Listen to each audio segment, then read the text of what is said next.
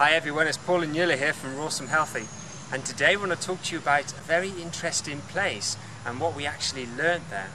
Yeah, and this place is Vilcabamba in Ecuador, where we spent 9 months. So as some of you may know, we have been nomads. We have been traveling for the last 3.5 years, as well as following a primarily fruitarian, raw vegan diet. So it has been a very interesting journey for us. And we decided to actually visit the Valley of Longevity, Vilcabamba in Ecuador, which is known to be a place where people live a happy and long life. Now Vilcabamba, as it's pronounced in Spanish, Vilcabamba is known, or was known, as the Valley of Longevity. But unfortunately, with modern dietary ways and the Western influence, people are no longer long-lived. They eat in Western diet, which is junky food, McDonald's, fried foods, baked foods, bread, white grain products, all that kind of thing, dairy products.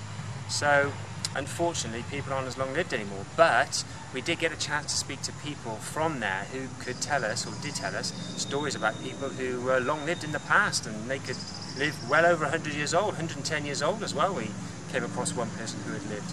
And that was a very, very interesting story of this 110-year-old man, because he was actually bored of life. He wanted to, go to the other side and that's it. He was done, and he said, "How long can you live?" And I want to go. I want to leave. But he lived a very, very healthy life. And when one of the foreigners who was talking to him asked him, what happened to people now? Why are they so unhealthy? Why is there so much disease?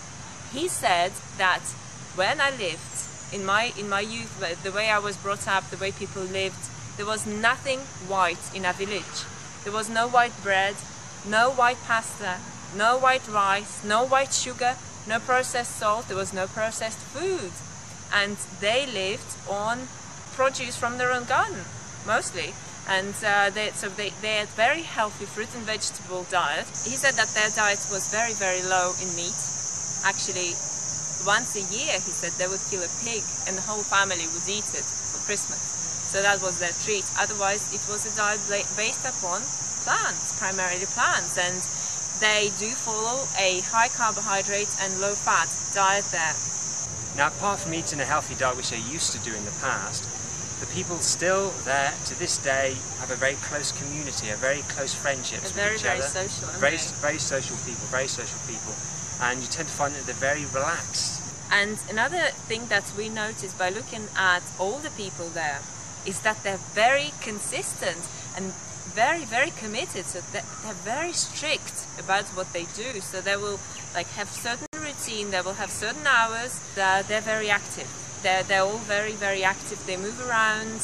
I mean, they're not athletes at all. They don't do 400-meter sprints or anything like that at all, or perform powerlifting. But they're outdoors a lot, aren't they? Yeah, they like to walk in nature, in the sun, be in nature, so they get lots of fresh air, lots of healthy oxygen up in the mountains. And also, up in the mountains, so they constantly walk up and down the mountains. Clean water is another important thing they're drinking. Clean water. That's basically what we wanted to share with you about what we learned from the Valley of Longevity, known as Vilcabamba, or Vilcabamba in Espanol. So if you have any questions or any experiences of observing long-lived people or long-lived cultures, please post below. We would love to know, absolutely would love to know what your experience is. And we hope that you learned from the long-lived people of Vilcabamba that in order to be healthy and happy, you need to eat well and you need to live well. As simple as that. So thanks very much for watching, and see you again soon.